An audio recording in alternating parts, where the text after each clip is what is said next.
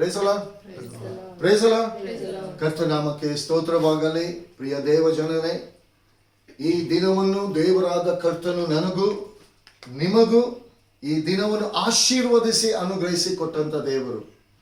ಯಾಕಂದ್ರೆ ಪ್ರಿಯ ದೇವ ಜನರೇ, ಇಂದಿನ ದಿನದಲ್ಲಿ ದೇವರಾದ ಕರ್ತನಿಗೆ ನಾನು ನೀನು ಬೇಕಾಗಿದೆ. ನಿನ್ನ ಹೃದಯ ದೇವರಾದ ಕರ್ತನಿಗೆ ಬೇಕಾಗಿದೆ. ಪ್ರಿಯರೇ, ಇವತ್ತು ಖಾಲಿಯಾದಂತ ನಿನ್ನ ಜೀವಿತವನ್ನು ತುಂಬಿಸುವುದಕ್ಕಾಗಿ ವಾಕ್ಯವೆಂಬಾತನು ನಿಮ್ಮ ಮಧ್ಯದಲ್ಲಿ ಇದ್ದುಕೊಂಡು ತನ್ನ ವಾಕ್ಯವೆಂಬ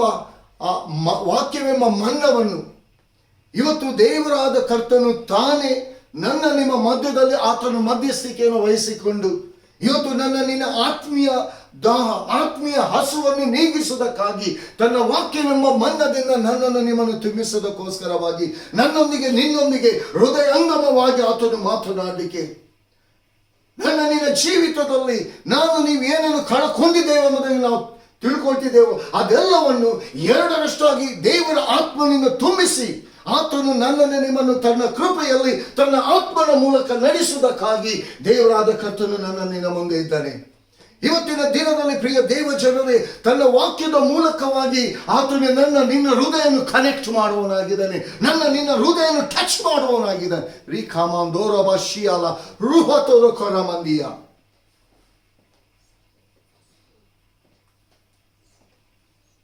ಶಾಲೆಟ್, ಪ್ರಿಯ ಶಾಲೆಟ್, ನೀನು ಜೀವನದಲ್ಲಿ ತುಂಬಾ ಸೋತು ಹೋಗಿದ್ದೆ ಮಗಳೇ. ನನಗೆ ಯಾರು ಗತಿ ಇಲ್ಲ ಎಂಬುದಾಗಿ ನೀನು ತಿಳ್ಕೊಳ್ತಿದ್ಯಾ? ಯಾರಿಗೂ ನಾನು ಬೇಡವಾಗಿದ್ದೀನಿ. ನನ್ನ ಮನೆಯವರಿಗೂ ಬೇಡ, ನನ್ನ ಕುಟುಂಬದವರಿಗೂ ಬೇಡ, ಸಭೆಯವರಿಗೂ ನಾನು ಬೇಡವಾಗಿದ್ದೀನಿ. ನಾನು ಇನ್ನು ಎಲ್ಲಿಗೆ ಹೋಗ್ಲಿ? ಪ್ರಿಯ ಶಾಲೆಟ್ ಮಗಳೇ, ಭಯಪಡಬೇಡ. ದೇವರಾದ ಕರ್ತನು ನಿಂತಿದ್ದಾನೆ, ನನ್ನ ಕಣ್ಣು ನಿನ್ನನ್ನು ನೋಡ್ತಾ ಇದೆ. ಧೈರ್ಯವಾಗಿರು. ಈ ದಿನ, ಈ ಕ್ಷಣದಿಂದ ನಿನ್ನ ಜೀವಿತ ಪ್ರಾರಂಭವಾಗ್ತದೆ ಮಗಳೇ. ನೀನು ಮುಗೀತು ಎಂಬುದಾಗಿ ನೀನು ಅಂದುಕೊಳ್ತಿದ್ಯಾ? ನಿನ್ನ ಜೀವಿತವನ್ನು ಎಲ್ಲಿ ನಿನ್ನ ತಲೆ ತಗ್ಗಿಸಲ್ಪಟ್ಟಿದೆಯಾ, ಎಲ್ಲಿ ನಿನ್ನ ಮಾನ ಹೋಗಿದೆಯಾ, ಎರಡರಷ್ಟು ಮಾನ ಬರುವಾಗೆ ನಿನ್ನ ಜೀವಿತದಲ್ಲಿ ನಾನು ಮುಂದಾಗಿದ್ದುಕೊಂಡು ನಡೆಸ್ತೇನೆ ಎಂಬುದಾಗಿ. ಭಯಪಡಬೇಡ ಮಗಳೇ. ನಿನ್ನ ಕಣ್ಣೀರು ನನ್ನ ಹಸ್ತವೆಂಬ ಬುದ್ದಲಿಯಲ್ಲಿ ನಾನು ಶೇಖರಿಸಿಕೊಂಡಿದ್ದೇನೆ, ಅದಕ್ಕೆ ನ್ಯಾಯ ಕೊಡ್ತೀನಿ ನಾನು. Price the lord. ಪ್ರಿಯ ದೇವ ಜನರೇ, ದೇವರಾದ ಕರ್ತನು ಇಂದಿನ ದಿನದಲ್ಲಿ ತನ್ನ ವಾಕ್ಯದ ಮನ್ನದ ಮೂಲಕವಾಗಿ ನಿನ್ನ ಜೀವಿತ ಎಲ್ಲಿ ಸೋತು ಹೋಗಿದೆ, ಎಲ್ಲಿ ಕೊರತೆಯಲ್ಲಿದೆಯಾ, ಆತನು ತನ್ನ ವಾಕ್ಯವೆಂಬ ಮನ್ನದ ಮೂಲಕವಾಗಿ ಇವತ್ತು ನಿನ್ನ ಜೀವಿತವನ್ನು ಫುಲ್ಫಿಲ್ ಮಾಡುವುದಕ್ಕಾಗಿ ಆತನು ತಯಾರಿದ್ದಾನೆ. ಪ್ರಿಯರೇ, ಇವತ್ತಿನ ದಿನದಲ್ಲಿ ಖಾಲಿಯಾದಂಥ ನಿಮ್ಮ ಜೀವಿತವು ತುಂಬಲ್ಪಡುವುದಕ್ಕಾಗಿ ನಿಮ್ಮ ಜೀವಿತವನ್ನು, ನಿಮ್ಮ ಹೃದಯ ಎಂಬ ಆಲಯವನ್ನು ದೇವರಾದ ಕರ್ತನಿಗೆ ನೀವು ಒಪ್ಪಿಸಿಕೊಡುವುದಾದರೆ ಈ ದಿನ ನಿಮ್ಮ ಜೀವಿತ ಪ್ರಾರಂಭವಾಗುವಂಥ ದಿನ. ಅದಕ್ಕೋಸ್ಕರವಾಗಿ ದೇವರಾದ ಕರ್ತನು ನನ್ನೊಂದಿಗೂ ನಿಮ್ಮೊಂದಿಗೂ ಮಾತನಾಡಲಿಕ್ಕಿರುವಂಥ ಆ ಪರಲೋಕದ ಜೀವವುಳ್ಳ ವಾಕ್ಯ, ಪರಲೋಕದ ಜೀವವುಳ್ಳ ಮಾತು, ಸ್ಥಿರಪಡಿಸುವಂಥ ಮಾತು 2ನೇ ಅರಸುಗಳು 4ನೇ ಸಂಧಿ 42ರಿಂದ 44ನೇ ವಚನದ ನಾವು ಧ್ಯಾನ ಮಾಡುವ ಪ್ರಿಯರೇ. 2ನೇ ಅರಸುಗಳು 4ನೇ ಸಂಧಿ 42ರಿಂದ 44 ವಚನದವರೆಗೂ ನಾವು ಧ್ಯಾನ ಮಾಡುವ.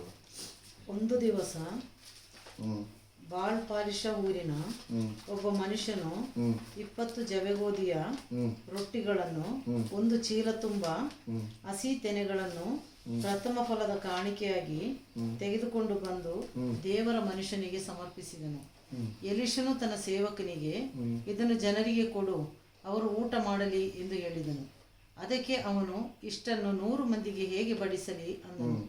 ಎಲೀಷನು ಅವನಿಗೆ, ಇರಲಿ ಕೊಡು, ಅವರು ಊಟ ಮಾಡಲಿ, ಅವರು ಅದನ್ನು ಊಟ ಮಾಡಿ ತೃಪ್ತರಾಗಿ ಇನ್ನೂ ಉಳಿಸಿಕೊಳ್ಳುವರೆಂದು ಕರ್ತನು ಅನ್ನುತ್ತಾನೆ ಎಂದು ಹೇಳಿದನು. ಸೇವಕನು ಬಡಿಸಲು ಕರ್ತನು ಹೇಳಿದಂತೆ ಜನರು ಊಟ ಮಾಡಿ ತೃಪ್ತರಾಗಿ ಇನ್ನೂ ಉಳಿಸಿಕೊಂಡರು. Praise the Lord. Hallelujah. ಇಲ್ಲಿ ಯಾವ ವಿಚಾರದಲ್ಲಿ ದೇವರಾದ ಕರ್ತನು ಮಾತನಾಡ್ತಿದ್ದಾನೆ? ಇಲ್ಲಿ ದೇವರ ವಾಕ್ಯ ಹೇಳ್ತದೆ, ಒಂದು ದಿವಸ ಬಾಳ್ಶಾಲಿಷ ಊರಿನ ಒಬ್ಬ ಮನುಷ್ಯನು 20 ಜವೆ ಗೋಧಿಯ ರೊಟ್ಟಿಗಳನ್ನು, 1 ಚೀಲ ಹಸಿ ತೆನೆಗಳನ್ನು ಪ್ರಥಮ ಫಲದ ಕಾಣಿಕೆಯಾಗಿ ತೆಗೆದುಕೊಂಡು ಬಂದು ದೇವರ ಮನುಷ್ಯನಿಗೆ ಸಮರ್ಪಿಸಿದನು. ಪ್ರಿಯ ದೇವಜನರೇ, ಇಲ್ಲಿ ದೇವರ ವಾಕ್ಯ ಇಲ್ಲಿ 2 ಸಂಗತಿಗಳಿದೆ. ಎಷ್ಟು ಜವೆ ಗೋಧಿ ಇಲ್ಲಿ?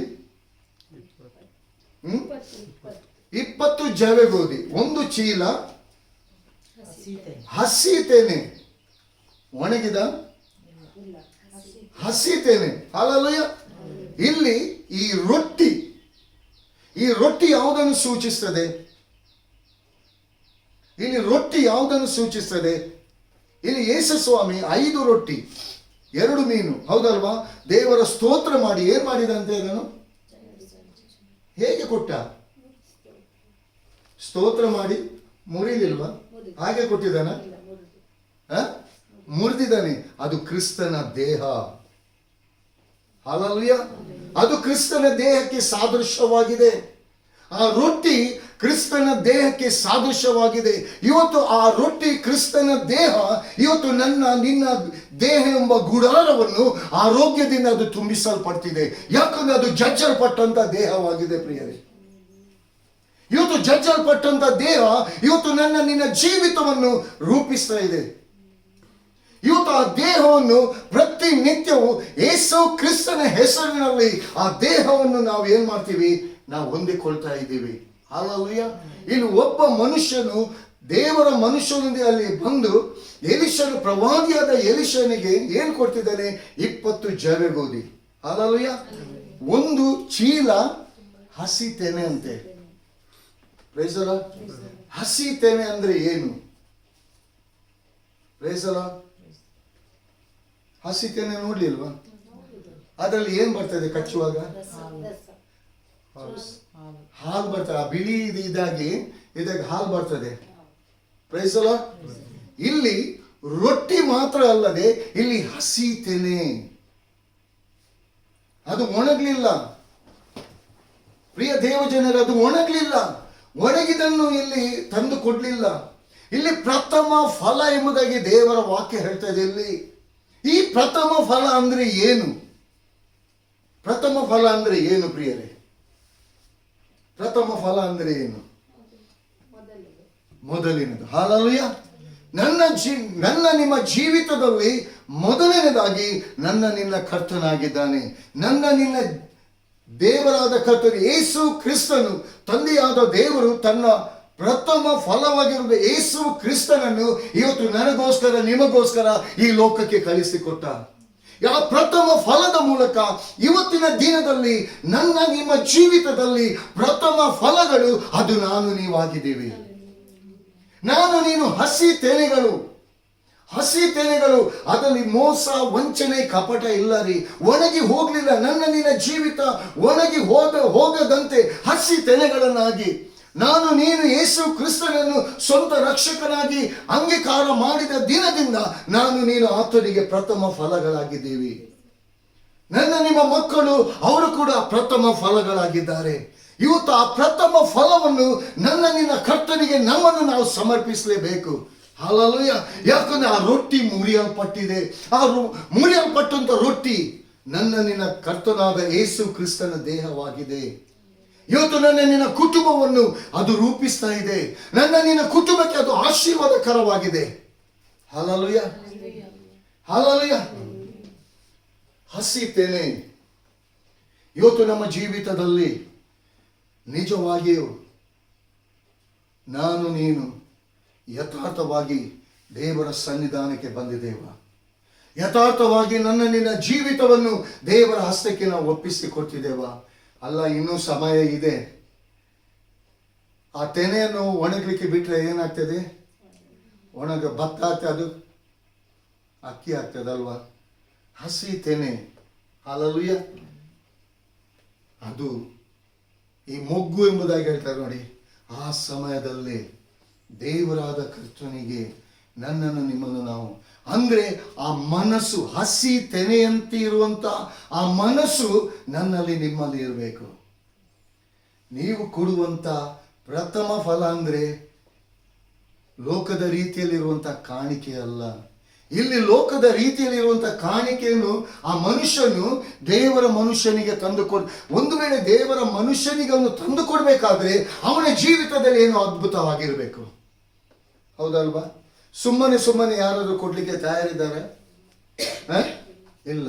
ಆದರೆ ಪ್ರಿಯ ದೇವ ಜನರೇ, ಹಲ್ಲೆಲೂಯ, ದೇವರಾದ ಕರ್ತನ ನಿನ್ನ ದೇಹದ ಬಲಹೀನತೆಯನ್ನು ನಾನು ಕ್ಲಿಯರ್ ಮಾಡ್ತೇನೆ. ದೇಹದ ಬಲಹೀನತೆಯನ್ನು ನಾನು ಕ್ಲಿಯರ್ ಮಾಡ್ತೇನೆ ಎಂಬುದಾಗಿ ಧೈರ್ಯವಾಗಿರು. Hallelujah, praise the Lord. ಕರ್ತನ ನಾಮಕ್ಕೆ ಸ್ತೋತ್ರವಾಗಲಿ. ಯಾವಾಗ ಪರಿಪೂರ್ಣವಾಗಿ ನಮ್ಮ ಪ್ರಾಣ, ಆತ್ಮ, ಶರೀರವನ್ನು ಪರಿಪೂರ್ಣವಾಗಿ ದೇವರ ಹಸ್ತಕ್ಕೆ ಯಾವಾಗ ನಾವು ಒಪ್ಪಿಸಿಕೊಡ್ತೇವ, ನಾನು ನೀನು ಹಸಿ ತೆನೆಗಳಾಗಿದ್ದೇವೆ.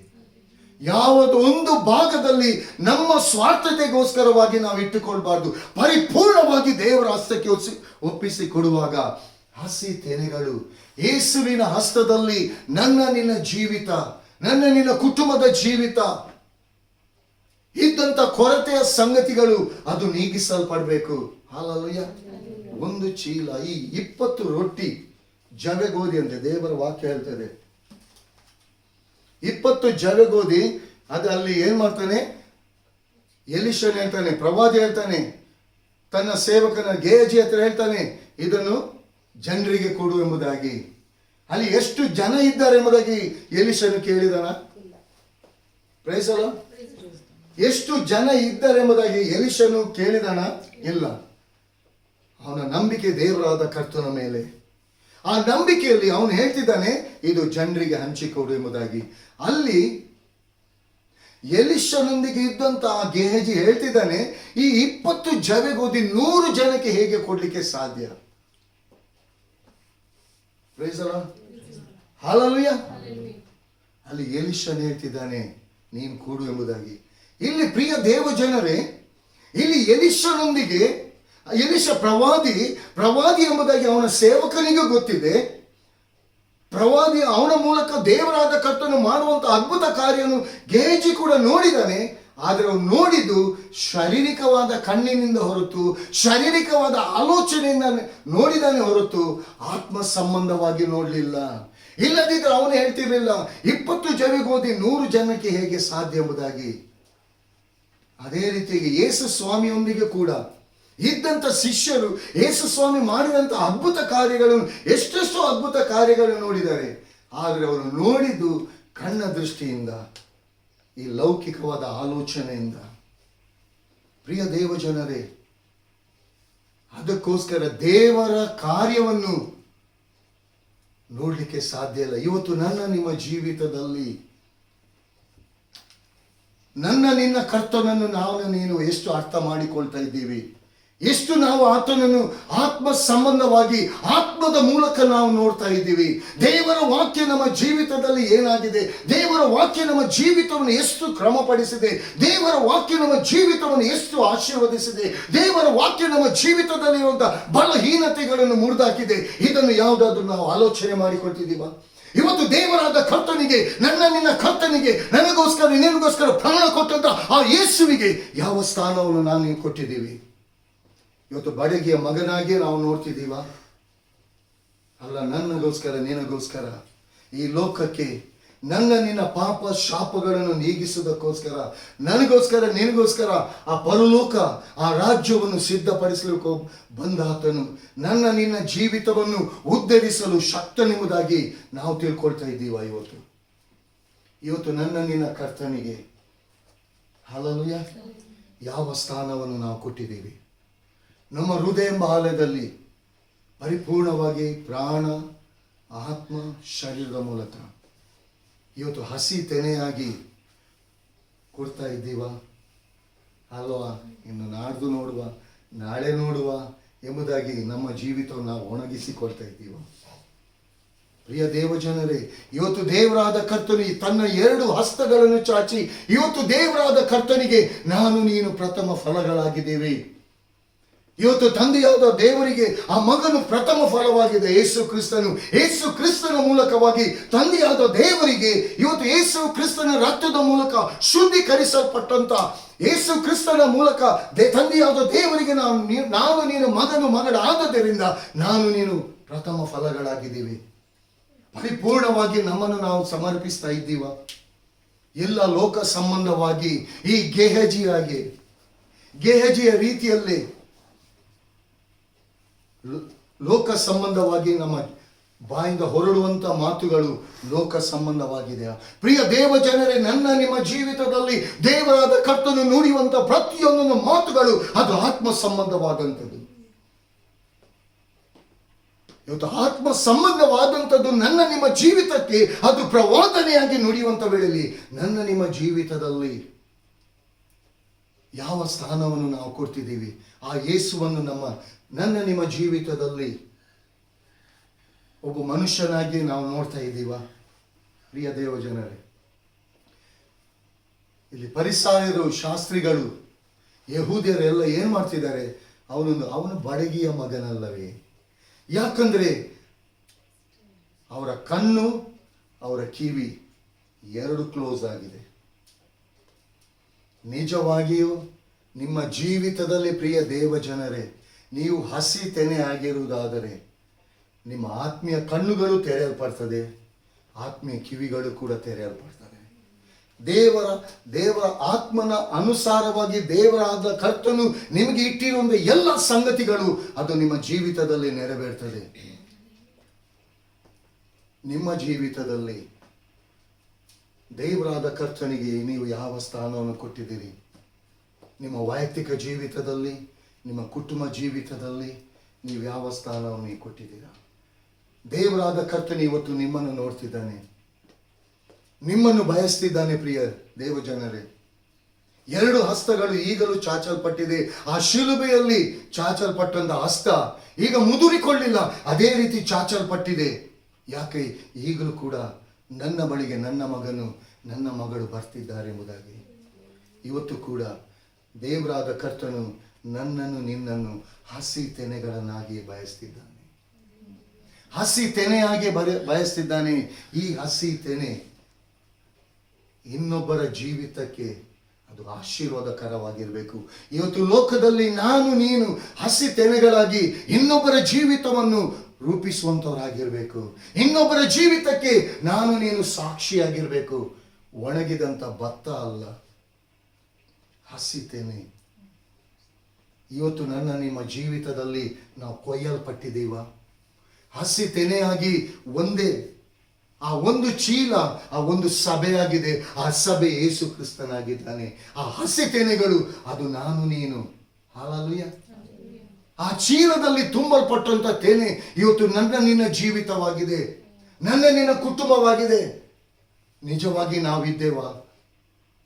ಆ ಒಂದು ಚೀಲ ಅದು ಒಂದು ಸಭೆಯಾಗಿದೆ. ಆ ಸಭೆ ನನ್ನ ನಿನ್ನ ಕರ್ತನು ನಿನಗೋಸ್ಕರ ಕಳಿಸಲ್ಪಟ್ಟಂತ ಪರಲೋಕದ ಆತ್ಮೀಯ ಸಭೆ ಆಗಿದೆ ಅದು. ಆ ಸಭೆಯಲ್ಲಿ ನಾನು ನೀವಿದ್ದೇವ? ಪ್ರೈಸ್ ಅಲ್ಲ, ಪ್ರೈಸ್ ಅಲ್ಲ.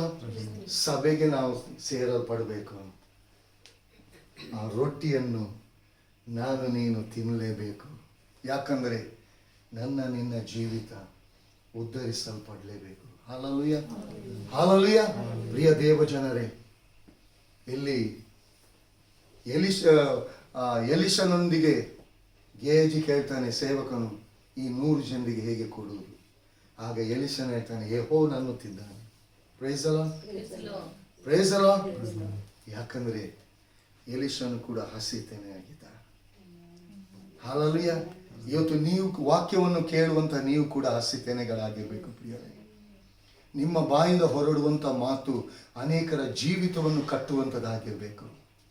ನಿಮ್ಮ ಜೀವಿತ ಒಣಗಿ ಹೋದರೆ ಇನ್ನೊಬ್ಬರ ಜೀವಿತವನ್ನು ಉದ್ಧಾರ ಮಾಡ್ಲಿಕ್ಕಾಗಲ್ಲ, ಇನ್ನೊಬ್ಬರ ಜೀವಿತಕ್ಕೆ ಸುವಾರ್ತೆ ಸಾರ್ಲಿಕ್ಕಾಗಲ್ಲ. ತೆನೆಯಾಗಿದ್ದರೆ ಮಾತ್ರ ಸಾಧ್ಯ. ಆ ರಸದ ರುಚಿ ನೀವು ಕೂಡ ನೋಡಬೇಕು. ನಿಮ್ಮಲ್ಲಿರುವಂಥ ರಸದ ರುಚಿ ಲೋಕ ಕೂಡ ನೋಡಬೇಕು. ಯಾಕಂದ್ರೆ ನಿಮ್ಮಲ್ಲಿರುವಂಥ ಆ ಬೆಳಕು ಲೋಕಕ್ಕೆ ಪ್ರಕಾಶಿಸಲ್ಪಡಬೇಕು. ನೀವು ಕೊರತೆಯಲ್ಲಿದ್ರೆ, ನೀವು ಬಲಹೀನತೆಯಲ್ಲಿದ್ರೆ ಲೋಕ ನಿಮ್ಮನ್ನು ನೋಡ್ಲಿಕ್ಕಾಗಲ್ಲ. ನಿಮ್ಮ ಬಲಹೀನತೆಗಳು ನೀಗಿಸಲ್ಪಡಬೇಕು, ನಿಮ್ಮ ಕೊರತೆಗಳು ನೀಗಿಸಲ್ಪಡಬೇಕು. ಲೋಕ ನಿಮ್ಮ ಬಳಿಗೆ ಯೇಸುವನ್ನು ಹುಡುಕಿಕೊಂಡು ನಿಮ್ಮ ಬಳಿಗೆ ಬರಬೇಕು. ನೀವು ಬೆಳಕಿನಂತಿದ್ದರೆ ನಿಮ್ಮ ಮಕ್ಕಳ ಮಕ್ಕಳು ಹಸಿ ತೆನೆಗಳಾಗಿರ್ತಾರೆ. Hallelujah, hallelujah.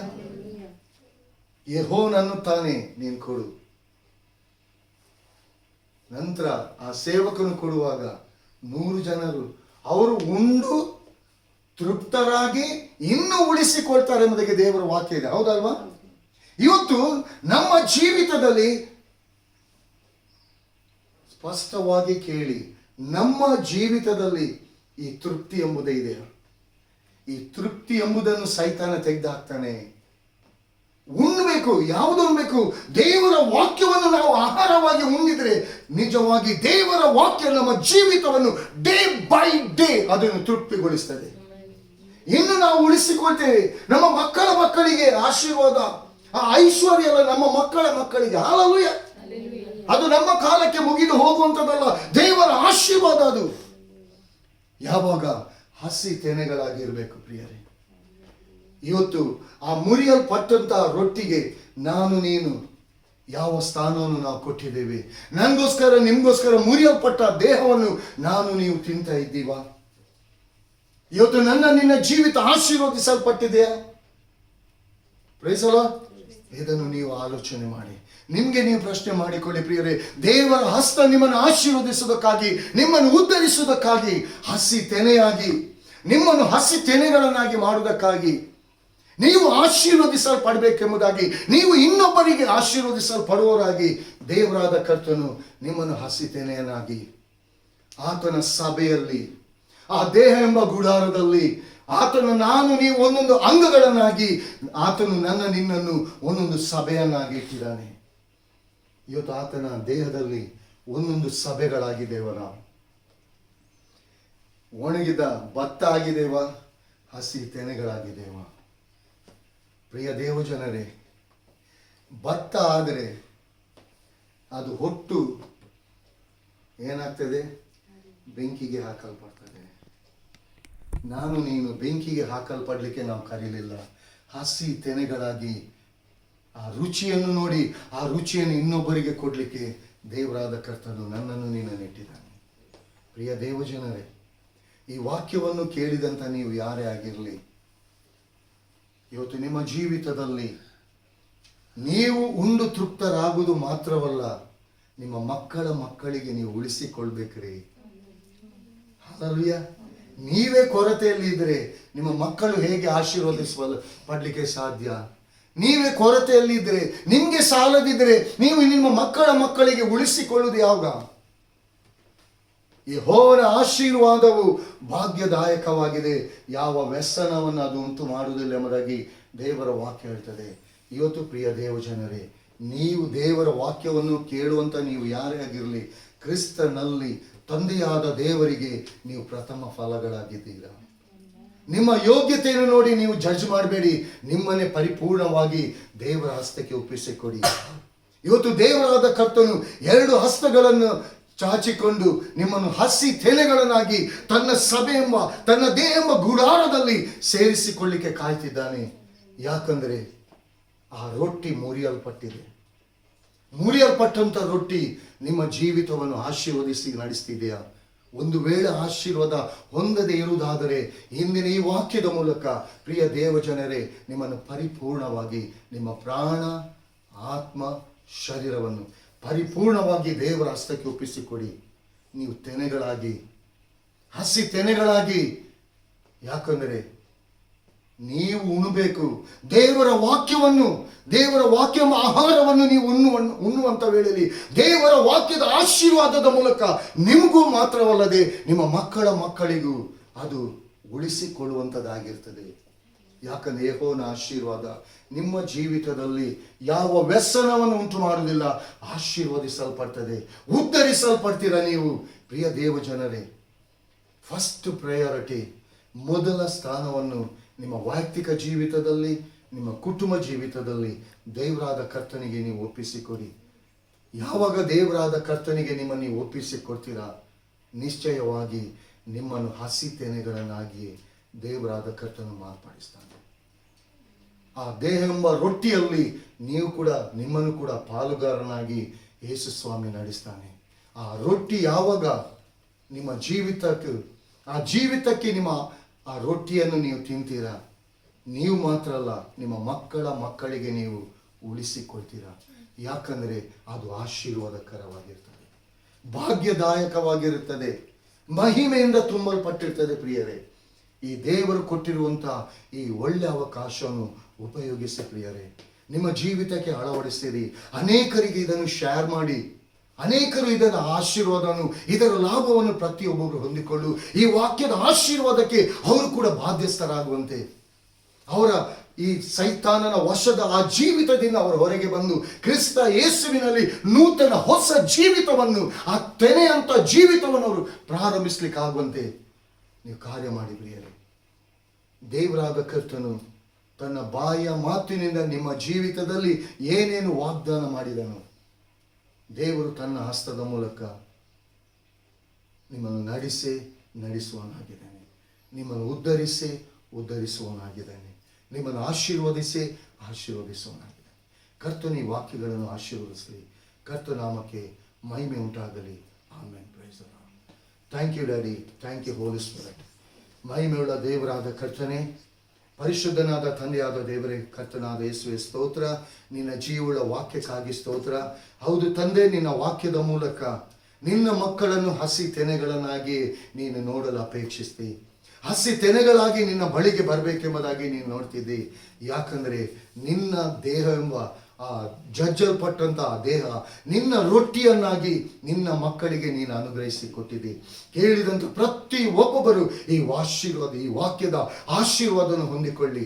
ಯಾವುದ ಕೊರತೆಗಳು ಸೈತಾನನ ಕಟ್ಟಲ್ಪಟ್ಟವರು ಅದನ್ನು ಬಿಡುಗಡೆ ಹೊಂದಬೇಕು. ಕೊರತೆ ಇದ್ದವರು ಕೊರತೆಯಿಂದ ಹೊರಗೆ ಬರಬೇಕು. ಸ್ವಾಮಿ, ನಿನ್ನ ಕೃಪೆಯ ಆಶೀರ್ವಾದ ಅವರು ಪ್ರತಿಯೊಬ್ಬೊಬ್ಬರ ಕುಟುಂಬ ಜೀವಿತದಲ್ಲಿ ನಿನ್ನ ಆತ್ಮನ ಮೂಲಕವಾಗಿ ನಿನ್ನ ಆತ್ಮನ ಆಶೀರ್ವಾದವನ್ನು, ಆ ಭಾಗ್ಯದಾಯಕವಾಗಿರುವಂಥ ನಿನ್ನ ಕೃಪೆಯನ್ನು ಹೊಂದಿಕೊಳ್ಳಿಕ್ಕಾಗುವಂತೆ ಪರಿಪೂರ್ಣವಾಗಿ ನಿನಗೆ ಸಮರ್ಪಿಸಿ ನಿನ್ನನ್ನು ಯಾವಾಗಲೂ ಎದುರುಗೊಳ್ಳಿಕ್ಕಾಗುವಂತೆ ನಿನ್ನ ಕೃಪೆಯಲ್ಲಿ ನಿನ್ನ ಆತ್ಮನಲ್ಲಿ ನಡೆಸು.